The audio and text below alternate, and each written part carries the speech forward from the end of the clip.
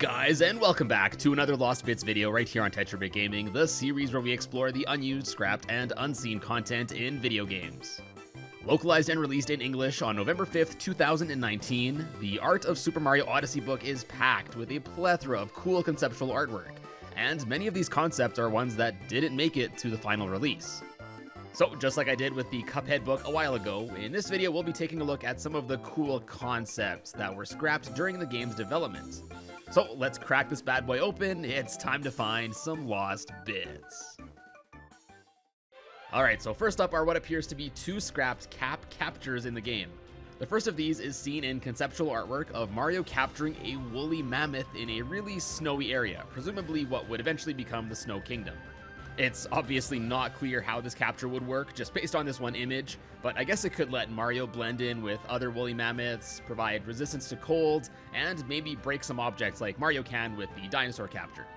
And I find it really funny that in this capture it appears that Mario's overalls also came along with him. Also, Mario's looking pretty embarrassed here.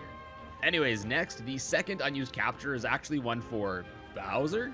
Yep, it appears that at one point in development, an idea was pitched for Bowser to have a cap to rival the powers of Mario and Cappy.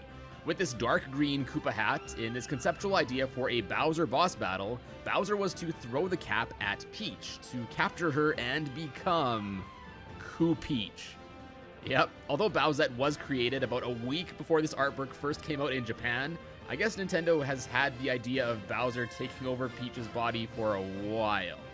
In any case, although I guess it would be pretty cliche to have Bowser wield an evil version of Mario's power, I don't think it'd be any more cliche than the focus on hats the Bowser fight already has.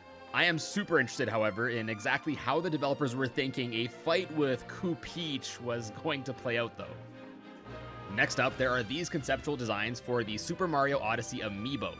The idea is basically the same, with Mario and Bowser competing for Peach's attention, but it looks like the original idea was to have the two presenting her flowers.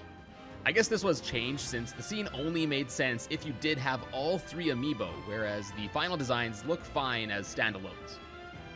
As you might have expected, Mario's sidekick in this game, Cappy, also had several design concepts that were scrapped.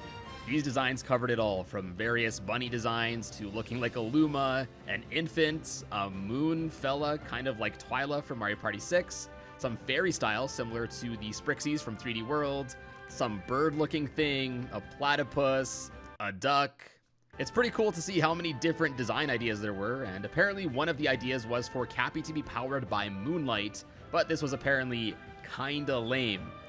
I guess though this makes sense with the whole moon motif of the Cap Kingdom where the Bonnet ghosts reside. Either way, as seen here, the hat was always at the forefront when designing Cappy. And just like Cappy, the Odyssey 2 underwent several design ideas and changes. Although it appears that the idea to have the sail appear moon-shaped was decided on rather early, as it appears in most of the early designs, there is one in which it looks like the Odyssey was held up by some smaller balloons. Anyways, the designs for the Odyssey were pretty different from the final top hat shaped one we got. There were different hat styles, a crown, a cloth tent, several boat designs, and this basic looking design as well. The Odyssey was also once designed as not only a flying vessel, but also one that could take on the seas, as well as have tires to drive around in. Yeah, sure, why not? Overall, some pretty cool scrapped ideas here. Oh, also, this book offers a short little origin story infographic of how the Odyssey came to be. Basically, a neglected Bonneton home that degraded and rusted over many years, only then to be restored by the Power Moons, as we see in the game. Alright, now let's talk early concepts for some of the stages in the game. First off, the intro level, the Cap Kingdom. Looks like before going with the monochromatic black and white style, this concept sketch shows a similar style looking area, but with much more color. And then this one shows the hat buildings looking a bit different. There are also two other scrap designs for the stage, one in which a castle would appear on an island with a village nearby, and then there's this sketch, which appears to have been heavily influenced by London, as it appears to resemble Big Ben and the Palace of Westminster. Then moving along to the Sand Kingdom, there's this sketch of some scrapped sand huts, as well as a pair of sketches showing a slightly different vision of the kingdom. Instead of just being a sandy area with some ice formations everywhere, it appears like there was going to be a much bigger emphasis on snow as well. Here we can also see some other scrapped ideas, such as Mario riding a camel, a giant sphinx on the top of the floating inverted pyramid, as well as these Goombas using some magic carpets to get around. Not gonna lie, those would have been pretty awesome to see. And lastly, for interesting scrap design ideas this book has is the crown jewel of the game, New Donk City.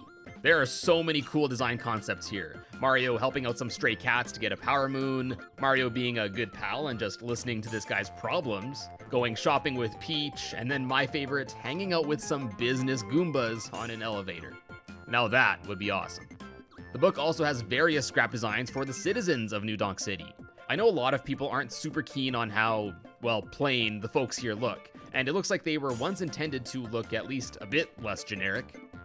There were even some conceptualized special NPCs, like a beautiful one that would make Mario react differently, as well as kids that would dress up as Bowser and such.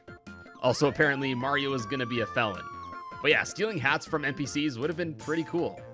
Then were some rather creepy concepts too, like having the citizens appear without a clearly defined face, or without a mouth. Yeah, not interested.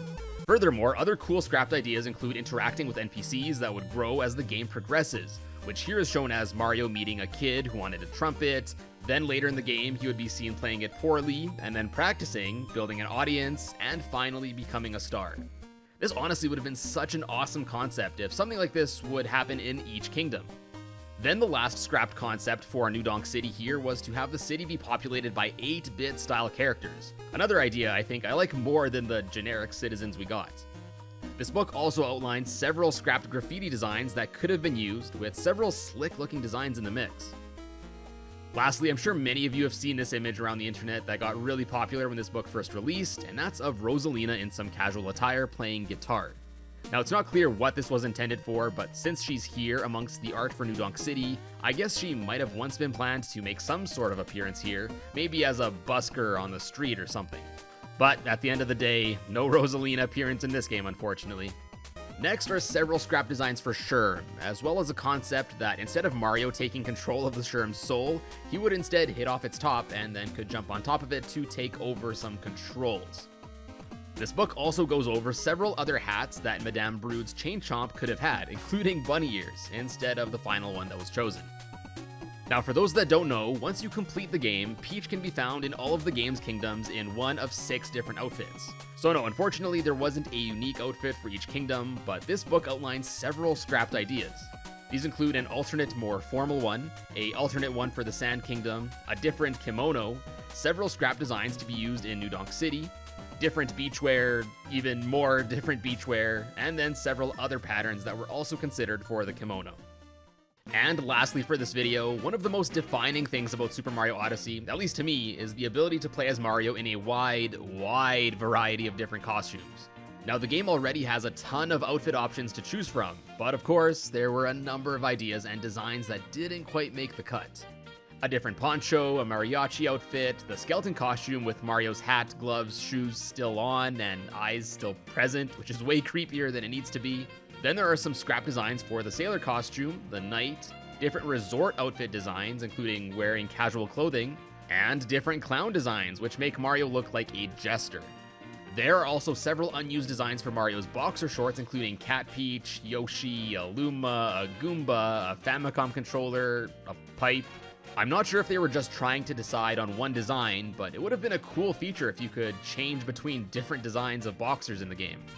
More completely scrapped outfit ideas include Angel Mario, Toadette Mario, I guess before the whole Super Crown was a thing, Toad Mario, Hip Hop Mario, Native American Mario, which I'm sure wouldn't have caused any controversy, Muscle Mario, Viking Mario, Slavic Mario, Snow Monk Mario, Luma Mario, Epic, Party Mario, Marching Band Mario, Super Mario 3D World, Sprixie Mario, Rainbow Road Mario, Ninja Mario, Diesel Punk Mad Max Mario, Maid Mario, A Warm Day in Canada Mario, Firefighter Mario, Mario Working at McYoshi's, Dr. Mario Virus Mario, Ice Climbers Mario, Madame Brood Mario, Jiangxi Mario, basically a Chinese vampire, Panda Mario, Server Mario, Bowser Jr. Mario, Wizard Mario, Mario dressed as a flower, and finally, probably my favorite of the scrapped bunch, Old Time Mario, in which he would have appeared like he came straight out of an old 30s cartoon.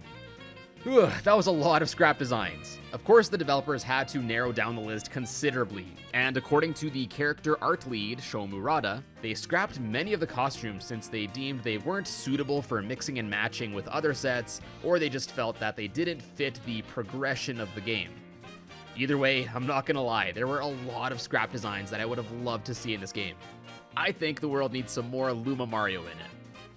This art book is awesome, and if you're a big fan of this game like I am, I highly recommend it. Anyways, if you enjoyed this video, be sure to subscribe and check out some more of my other Lost Bits videos.